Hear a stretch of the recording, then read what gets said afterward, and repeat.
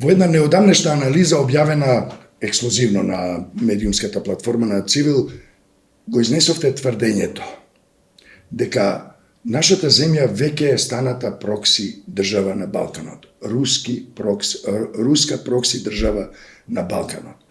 Дали може да ни кажете накратко што подразбирате по тоа и кои се вашите аргументи? Најпрво благодарам на поканата.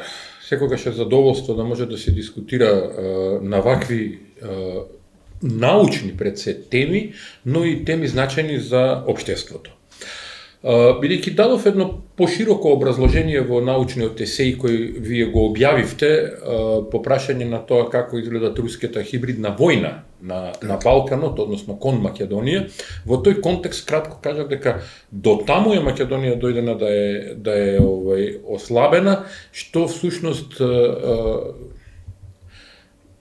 малку е тешко како да го дефинирам тоа најдиректно, ама еве ќе се обидам да кажам, буквално е неспособна да се спротистави на хибридните закани од Русија и во своите однесување и во своето однесување во јужното крило на НАТО станува прокси држава преку која Русија ја спроведува хибридната војна кон НАТО. За подетални информации препорачувам да се прочита есејот за да може да се разбере целиот контекст. Сепак накратко овде можам да објаснам, затоа што кога се тргне во објаснување на тоа што е хибридна војна, што се хибридни закани, како се воочуваат и како се реализираат во една држава и како државата станува прокси држава на туги интереси, ќе ни треба многу повеќе време, но во овој контекст само кратко да напоменам, не само на руските интереси, Македонија е прокси држава и за српските и унгарските интереси, за наша жал. Точно така, тоа сакав и јас да го кажам, дека есејот, научниот есеј кој го објавивме неодамна на медиумската платформа на Цивил, посветен на руската хибридна војна во земјите на Западен Балкан, има многу детали и исто така има богата библиографија, многу линкови за понатамошно читање и информирање. Се разбира, тоа што го кажавме овде е кратко, јасно, колку да биде поттик за граѓанките и граѓаните, за нашата публика да оди подлабоко во оваа тема, бидејќи тоа и го заслужува. Тоа што е таму наведено, секако дека се темели на научната работа, вашата долгогодишна научна работа во оваа област, во областа на безбедноста и одбраната, но како да го читале вашиот есеј некои врвни политичари во земјата, па почнаа многу често го употребуваат поимот хибридни закани. Гледаме дека прво на саботната вечерна вонредна пресконференција Панче и Стојанче или господата Панче Тошковски и Стојанче Ангелов, кои се високи функционери на владата, министер за внатрешни работи, директор на ДЗС, кажаа дека ние сме под хибриден напад со палењето на батериите и другите електронски отпадни материјали во Трубарево. Веднаш по нив следеше и господинот Мицковски, премиер на државата, кој кажа дека нашата земја е под хибриден напад, всушност дека неговата влада е мета на хибриден напад. Како еден научник како вас може да го искоментира ова? Дали најпрво ќе ми дозволите една мала корекција, врвни политичари е интересен поим кој го употребивте, веројатно сакавте да кажете високи државни функционери, не по своја волја и по своја заслуга, но по една желба своја и доверба од граѓаните. Знаете, јас многу комуницирам на англиски јазик. И top officials би било на англиски. Да, во ред, имате право. Врвни представници може би. Многу високи државни представници.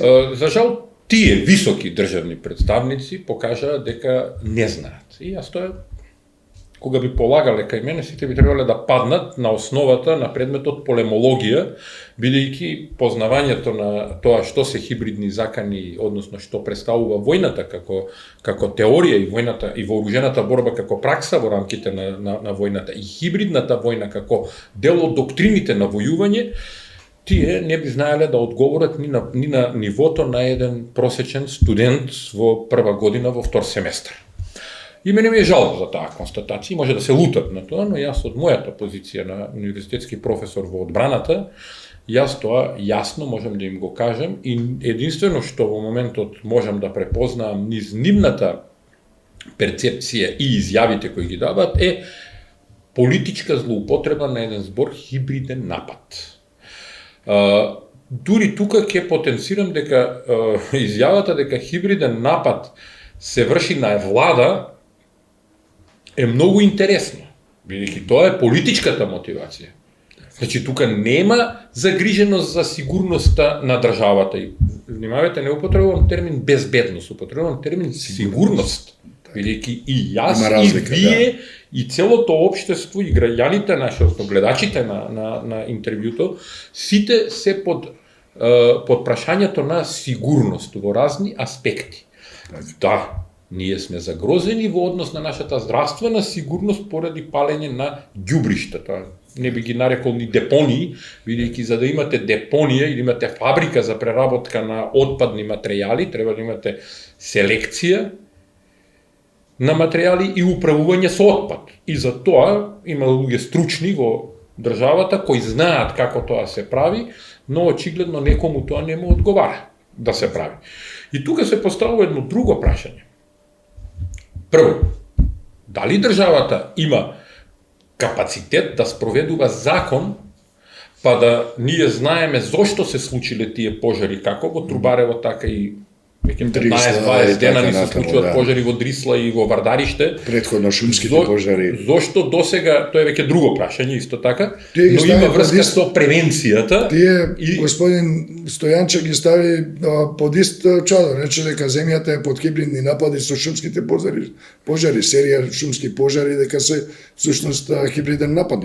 Така значи може пожарите да бидат подметнати, во секој случај никој не ја отстранува таа можност, но кога се работи за ѓубришта, посебно вака нерегулирани, многу е поголема веројатноста, овде посебно напоменам за Дрисла и Вардариште, за неправилно управување со тој отпад, а во Трубарево треба да се утврди одговорност на тој кој го складирал отпадот таму и не го обезбедил, односно немало ни, колку што имаме информации, ни хидранти за гасење на пожар и да се утврди како е дојдено до запалување, значи на материите кои се таму.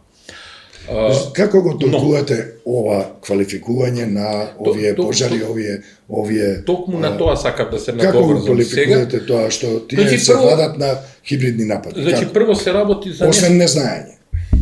Па вие го дадовте одговорот, тоа е прво. Незнаење, неспроведување на процедурите за заштита од пожари, почитување и спроведување на процедури за управување со отпад конкретно, во шумските пожари неподготвеност за превентивно делување. Значи, ние немаме превенција на заштита. Тоа е превенција во рамките на заштитата и спасувањето. Добро, што им е тешко да го кажат тоа, дека причините за тоа се тие. Знаете што им е тешко? Политички се причините многу едноставни. Бидејќи тогаш треба да признаат дека господинот Ангелов и од некои минати влади во истите функции кои сега ги извршува и во оваа влада е неспособен да направи организација на работата. Бидејќи таму треба сериозна реорганизација на системот на заштита и спасување во државата. Ако добро се сеќавате, јас да ги потсетам нашите гледачи, еден од подпредседателите на владата, односно Љупчо Димовски како министер без ресор, имаше обврска да изврши, промени во начинот на функционирање на Дирекцијата за заштита и спасување и Центарот за управување со кризи. 14 месеци откако е владата во функција, немаме ни најава како ќе се изврши таа реорганизација, така да ја наречам, на системот за заштита и спасување. Тоа е всушност систем во рамки на системот на одбраната и сигурноста, еден од системите и системот за заштита и спасување кој има голема секојдневна функција во државата. Да. И сега да не навлеземе во една елаборација на тоа што значи систем за заштита и спасување, што опфаќа како обуки, како подготовка и така натаму. Зошто господин Тошковски, министер за внатрешни работи, вели дека тоа се целосно го поддржа Ангелов во неговата изјава и дури го повика и Господ на помош, рече ни Господ нема да ме убеди дека ова не е случајност, така натаму. Дека ова е случајност. Зошто дека ова е случајност? Зошто Господин Тошковски го кажа. Зошто затоа на крајот на криштата господин Мицковски велат дека тоа се хибридни напади и тоа со додавка дека господинот Мицковски вели дека тоа е хибриден напад на неговата влада. Добро го кажавте, тоа е претходно. Меѓутоа, зошто кои се нивните мотиви? Значи, дали се исти како и овие мотиви на Ангелов или има додатни? Не, тоа се истите и не, знаете како, секој од нив си кажува на исти начин, а всушност е истиот мотив. Мотивот е од утврдување на не само функционална и експертска одговорност, туку и на политичка одговорност, бидејќи владата креира политики, ние да не заборавиме, граѓаните може да не го разберат тоа во некој момент, но ние како експертска и академска јавност, а вие како медиуми сте должни тоа да сме должни заедно тоа да го објасниме на граѓаните дека една влада покрај стручни и правни аспекти на одговорност, има и политичка одговорност за непреземање на активности или незнаење. Мене не ме интересира дали тие знаат што значат хибридни закани, дали знаат како се справува со пожари, дали знаат како се управува со отпад. Ти си дошол на власт со цел да ги решаваш работите, а не да ги мултиплицираш проблемите. Добро, накратко, дали ова значи дека бегаат од одговорност? Да, и тоа го префрлаат во една за граѓаните уште понејасна состојба, некој друг е крив. Кој е крив? Баучот. Ајде, се извинувам вака на баналноста, ама крив е баучот, нели? Сега, кој е баучот се поставува пред? Како треба едно НАТО да реагира на ваква набава? Затоа што поимот хибридни закани, хибридна војна, хибридни напади се многу сериозни термини кои се влезени во системот на одбраната и во рамки на НАТО и во рамки на ЕУ. Значи во рамките на НАТО ние имаме нели концепт на отпорност, одвраќање и одбрана. Во тој концепт ние имаме отпорност кон хибридни закани, одвраќање од хибридни закани и одбрана на вредностите на општеството, односно на територијата на државите земји членки на НАТО. Јас реков дека ова е само политичка флоскула каде што се префрла во, така да кажам, непознатото за граѓаните, нејасното, ние се наоѓаме под хибридна закана. Но може да биде и опасно, дали се согласувате? Да, секако, само да ќе дојдев до тоа. Значи, морам да појаснам за гледачите. Ајде да ја поедноставиме работата, па хибридна закана да ја преведеме во специјална војна. Еве тоа на граѓаните некако попознато има од некои минати времиња, дека се работи за специјална војна. Сега, ајде кажете ми, дали државата Македонија има доказ дека е извршена диверзија над ѓубриштата и над оној склад на ѓубре во Трубарево? Ако има доказ дека е извршена диверзија или дека постоеле системи за заштита и спречување на вакви појави, како пожари кои ги предизвикаат енормни загадувања и загрозување на здравјето на граѓаните, дали имало саботажа од внатре вработените да се дозволи нивно палење. Или се работи за непостоење системска и законска процедура во која ќе се спречи сето тоа. Зошто го кажувам ова? Затоа што ако постои диверзија или постои саботажа од вработените, тогаш треба да имаме конкретни лица и личности, односно ликови, кои ќе носат одговорност. Вклучително и раководителите на тие институции. Не кој ги поставил па да ги менја. Туку кривична одговорност, бидејќи овде се работи за загрозување на сигурноста, напомена сигурноста на граѓаните и на државата. И тука не е загрозена владата. Владата сама себе се загрозува со незнаење, неспособност и непреземање.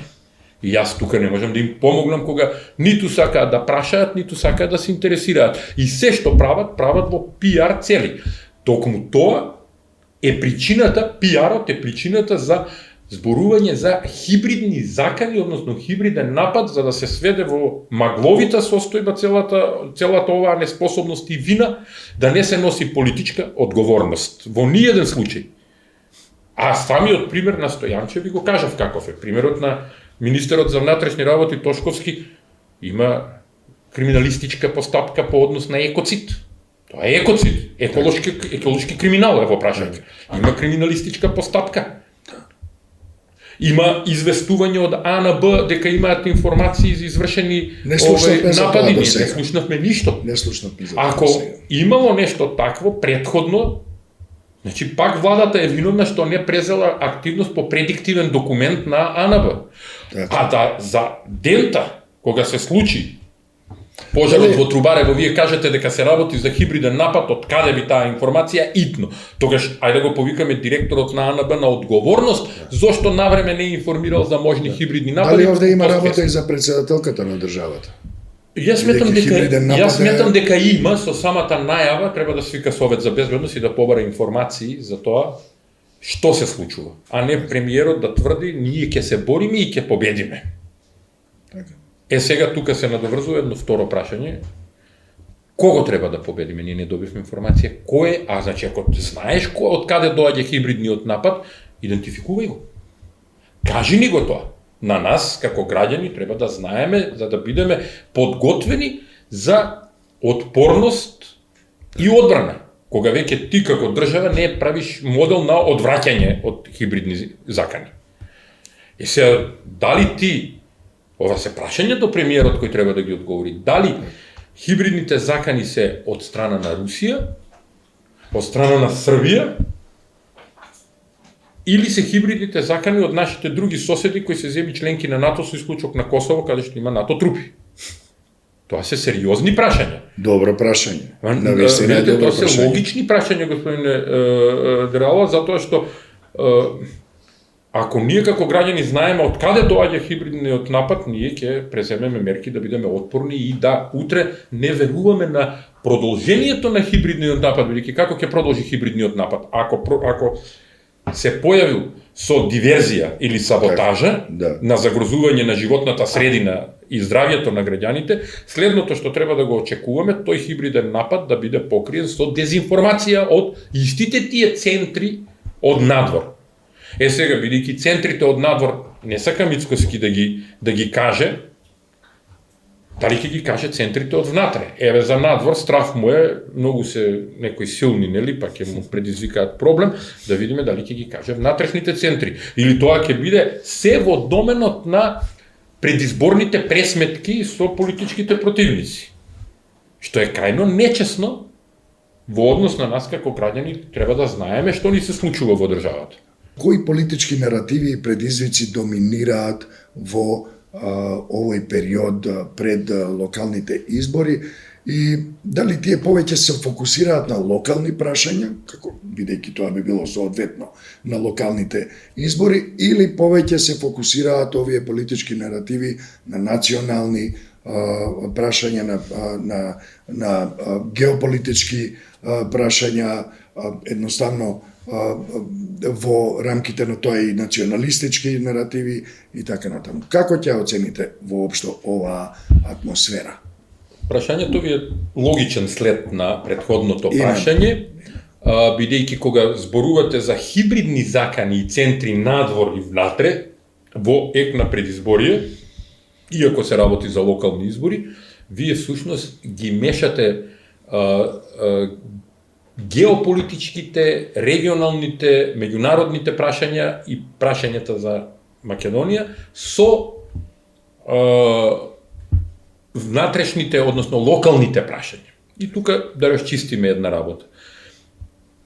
Тоа е малку дегутантно да го објаснуваме, но само во една реченица да го кажем. Локалните избори се комунални избори. Се извинувам на симплификацијата на изразот, но навистина се работи за комунални избори. Токму за комунални избори кои го регулираат секојдневниот живот на човекот. Точно. На граѓанинот. Токму тоа се согласувам со вас тука и токму тоа е прашањето кое некој треба да го решава по прашање на ѓубриштата, по прашање на дивите ѓубришта, по прашање на водоснабдувањето, по прашање на чистотата на околината во која живееме, дали парковите се искосени, дали ни се улиците чисти. регулирање на паркинзи, регулирање на селектирање на смет, регулирање на водоснабдување, регулирање на основни социјални прашања како што се градинки, основно образование и така, регулирање на основни здравствени прашања на населението, инфраструктурни, така и се разбира јавен ред и мир. И јавен ред и мир во доменот на она што треба основната полициска станица од општа надлежност да го работи. Така. И тука завршува се. Но тоа е суштината на животот. Но и тоа, секако, 90% од нас имаме секојдневни навики кои ги користиме, нели? Да. Кои се научени и тоа е делот од животот кој го живееме секој ден. Така. Значи, наутро ако немам вода, не можам основните потреби да ги реализирам, нели? Секој од нас. Ако немам каде да го одложам сметот, ќе избијат болести. Така. Ако знам дека децата не можат во градинка да одат нормално или во основно училиште, имаме проблем со образованието. Ако нема место за паркинг, ќе паркираме по зелени површини. Ако не ги одржуваме зелените површини, крлежи и змии ќе ни изедат во лето. Ако не ги чистиме улиците од снег, нема да можеме зиме да возиме. Ако нема редовно парно снабдување со затоплување или регулирање на затоплувањето, не имаме проблем. Да не мислите да се кандидирате за локална самоуправа? Не. Бидејќи само што опишавте една современа нормална кампања како би требало да изгледа, која ја води секој нормален кандидат за градоначалник во Западна Европа или во светот, ако се. Точно, но сега да се вратиме на нашата состојба овде, која е сосема различна од таа. Во недостиг на резултати во кој некој ќе каже ние направивме структурни, инфраструктурни и стратешки инфраструктурни објекти во општината во која јас сум бил 4 години градоначалник, и можам да кажам дека канализационата мрежа, водоводната мрежа, паркинг просторот е решен, уреден, имаме регулирано одвезување на смет, селектирање на одвез. Значи се она што сум требал да го решавам 4 години, јас не сум го решил, тогаш ќе се врзувам за меѓународни, регионални, геополитички прашања. Па во тој контекст националните државни прашања, во тој контекст што ќе упорно зборувам на граѓаните дека јас сум загрозен и дека ние ја браниме Македонија, локалната самоуправа ја брани на лице место. Имам јас и воопшто ние во фракцијата, сега да кажем политички, пошто политички го префрливме разговорот од експертско и академско на едно политичко ниво, имаме ние решение за се, и за екологијата, и за улогата на полицијата, и за јавната и лична сигурност на граѓаните, сигурност повторно, не безбедност само, и за решавање на паркинзи, на инфраструктури и така имаме за се. Ќе одиме секако во повеќе детали за фракцијата и за вашата визија. Меѓутоа, кажете кои политички наративи можете да ги издвоите во предстојниве, во предизборието? Првиот наратив кој се забележува во овој период е наративот на национална загрозеност од не знам кој, покрај бугарите моментално и потајно албанците, персонификација преку Дуј, ние сме загрозени. Од кого сме загрозени, не кажува владата. И владата нас не штити од загрозеност, а уствари му помине на премиерот таа работа да каже дека всушност ја штити владата. Понатаму, односно позицијата негова. И исто така, дали ќе се согласите со мене дека постои политичкиот наратив дека ја брани, политичарите ја бранат во локалните, нели во предизборието на локалните избори, го бранат идентитетот и ја бранат гордоста од европската, од лицемерието и она што се нарекува подмолноста на Европска унија. Ме претркавте во коментарот, тоа беше следната работа која сакав да ја кажам, тоа се забележува низ многу написи и медиумски платформи кои излегуваат, дека Македонија е загрозена всушност од Европската унија. Како? Затоа што Европската унија наводно нас не понижува и тие националната гордост ни ја бранат, а тоа понижување не го прават преку Бугарија или не знам преку кого. И сега имате тотална шизофренија во тоа кој сака да го гледа. Што беше? Повторно ме претркавте. Затоа и реков тотална шизофренија. И сега вие си го браниме ние суверенитетот, нели? Сега нас не напаѓа Европа, не напаѓа преку Бугарија, ни поставува услови, не знам, Марта Косни зборувала вака или така, сето тоа е еден наратив политички во собирањето гласови, има тоа своја политичка прагма, нели? Ама во определен момент таа политичка прагма ќе ја напуштиме, зошто? И па сега затоа што србите се во прашање. Ама тоа покажува и нешто друго. Тоа покажува на прво место спроведување на големосрпската идеја на територија на Македонија. Или Стара Србија, како што љубат да кажат, тоа нивни министри во актуелната влада и тоа не престануваат последователно тоа да го прават, откако се случи прославата на денот на српското знаме на 7 септември во очи на еден од најголемите национални празници, можеби и најголем национален празник, стекнување на независноста на Македонија. Иако битката на Кајмакчалан... Кајмакчалан е посебна приказка, бидејќи која се случила во втората половина од септември. Пробојот на фронтот е конкретно на 30 септември. Така. И во тој пробој на фронт учествувале и грци, учествувале италијани, учествувале французи, англичани, значи пробојот на фронтот не е направен на Кајмакчалан сам. И македонци, да се разбере. Македонци на сите страни. Да, за жал. Значи јас имам еден конкретен предлог до владата сега.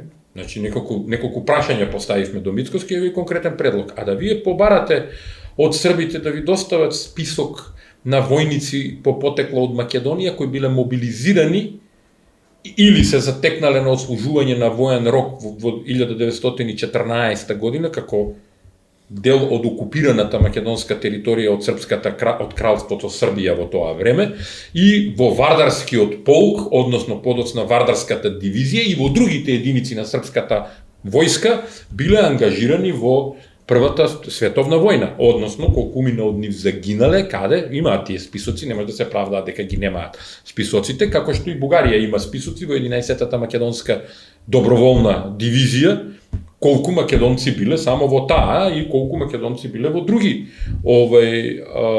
единици. Јас зборувам македонци, тоа се луѓе по потекло од Македонија, дали се чувствувале македонци или било како, не е важно. Тие се луѓе од територијата на Македонија, денешна или етничка, како сакате, разберете ја таа работа, но тие луѓе се од територијата на Македонија и имаат право да се чувствуваат и македонци.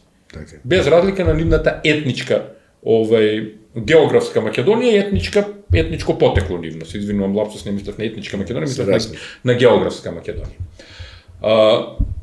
Во тој контекст, со кое право ние, како Македонија, односно нашето Министерство за надворешни работи, нашето Министерство за одбрана, не земаат учество во организација на одбележување на настани од Првата световна војна. И тие настани да бидат во насока на помирување на тогашните завојувани страни, а сега очигледно судрени страни, бидејќи очигледно Србија е на една страна, земјите членки на Европска унија се на друга страна. И имаме состојба во која Македонија, на територија на Македонија, повторно се случуваат притисоци од разни пропаганди. И сега, ако ние сме загрозени од Европска унија, гледа хибридни напади на друга страна. Тој не кажа за волја на вистината каде ги гледа хибридните напади, тоа е повторно прашање до него. Кажи конкретно од каде доаѓаат, од кои центри од надвор доаѓаат хибридните закани, односно хибридните напади, тој дефинираше напади. Врз Македонија, што е војна, тоа е војна, затоа што дефиниравме во есеот, ќе се вратам накратко, дека хибридните напади се хибридна војна и спаѓаат во доменот на бескрвни војни, така наречени, нели? И сега доаѓаме во една состојба на конкретно прашање. Ако Европа нас не загрозува, дали ние имаме загрозување и со постапката на српската држава и министри од нивната влада на територија на Македонија. И второ прашање, кое исто така треба Мицкоски да го постави, односно да го одговори на македонската јавност, да го постави на српската држава преку официјална нота, е прашањето за тоа. Зошто на Кајмакчалан српскиот министер за одбрана зборуваше за капија на српската земја? Зошто министерката за труд, социјала и боречки прашања на Србија зборуваше, односно пееше со хор облечен во црногорска народна носија и какви се пораките во однос на српскиот свет. Односно, дали е тоа исто што и рускиот свет. И тука, во целата таа состојба на загрозување, ќе додадам уште една работа. Ние знаеме дека пред некое време се случи, а за тоа владата еве молчи, за такви активности уста не се отвара, пред неколку дена се случи руски беспилотни летала да навлезат во воздушниот простор на Полска и на Романија. Сега вие ме претркавте за тоа што така, имам прашање за тоа. Се извинувам, да не го зборуваме тоа, да го ставиме. Да, за момент ве молам. Би сакала да се вратиме на политичките наративи. Дали политичките наративи, сите овие кои ги споменавме и вие бравурозно ги аргументиравте и ги опишавте, би сакал да ми кажете дали овие политички наративи и како влијаат на меѓуетничките односи во земјата. Како ќе ќе оцените таа? Тоа е многу интересно прашање и дел од тие политички политички наративи... Извинете, само што пред малку кажавте притаен наратив против албанците, персонифициран низ Дуи. Еве, како тие политички наративи според вас действуваат на меѓуетничките односи кои се разбира многу важни за стабилноста на земјата? Целиот процес на создавање на политички наративи се темели врз загрозеноста на македонците. И тука има плејада на загрозувачи. Каде што немате аргумент кој тоа точно не загрозува и како не загрозува, а таму кај што некој не загрозува, нема активност. И вие ако го следите тоа во последователните активности, например на министерката за труд, социјални прашања и боречки прашања на Србија, во наративот после настаните и после критиките кои дојдоа од дел од јавноста во Македонија, меѓу другото и од страна на фракцијата за тоа што се случува, зборуваше за тоа дека целата вина ја префрли на Дуи и ја врза со Косово. И даде регионален карактер. Да, добра поента. И даде регионален карактер повторно во интерес на тоа дека Србија и Македонија се заедно загрозени од определена политичка структура во Македонија, персонифицирана како Дуи, односно од албанците. И сега се враќам на она што вие го поставивте како прашање, како влие. Тоа е многу интересно за анализа и јас дури чувствувам потреба и да можеби направиме до истражување во тој дел, да добиеме една социолошка структура на тоа што всушност и како влие кај албанците, како кај македонците. И така сега без едно истражување, него низ следење на наративите и јавните дискурси, можам да кажам дека тоа што се чувствува кај македонците е подгревање на нивната загрозеност и сега од два главни извори на загрозување, така да кажам. Едните се албанците, другите се бугарите. И сега тука пак имаме една шизофренична состојба. Зошто? Затоа што имаме добри и лоши албанци, што пак има за цел подвојување кај нашите сограѓани албанци. Добри се оние на влен, кои се во коалиција со владата, и нив може се да им помини, се да им се прогледа, и нарушување на урбанистички планови, и неплаќање комунали за градење, и дивоградби, и не знам што се може да им се прогледа низ прсти, а на овие другите, бидејќи не се во коалиција со Мицкоски, со владата на Мицкоски, тие кои се лоши и кои се веројатно центри, напоменувам, центри на моќ внатре, кои ја дестабилизираат Македонија и кои ги загрозуваат македонците. И се нормален човек, еден просечен граѓанин кој и најмалку сака да размислува, вика овде нешто не ми е во ред. Од друга страна, српски високи, што би рекле вие, високи функционери, нели? Врвни, нели, функционери, се извинувам, мала дигресија и шега, на моја сметка. На ваша сметка секако. Ни објаснуваат дека Дуи е врзан со Курти, Курти влие врз Македонија, всушност ги решаваат и нивните внатрешни наративи, а ние добро знаеме дека Курти беше присутен со Меджити и со Касами кога се вееа знамења на голема Албанија. И сега кој е овде луд, кој е збунат, кој се прави будала.